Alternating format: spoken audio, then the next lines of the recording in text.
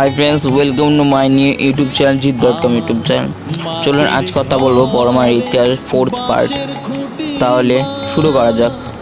ভালো লাগলে like, comment ও subscribe করতে ভুলবেন না।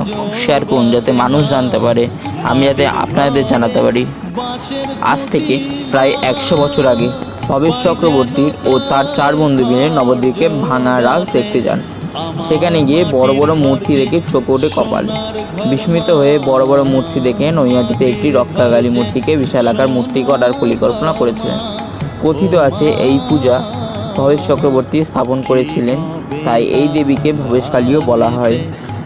প্রথমে সকলে ভবেশকালী বলেই ডাকতেন, তারপর বিশালাকার মূর্তিকে বড়মা বলেও অভিহিত করা হয়। বড়মার এর পরের পার্ট জানতে হলে চ্যানেলটিকে সাবস্ক্রাইব করে পাশে থাকুন। লাইক করুন, কমেন্ট করুন, সাবস্ক্রাইব করুন এবং বড়মা সবাইকে সুস্থ রাখুক, ভালো রাখুক। নমস্কার।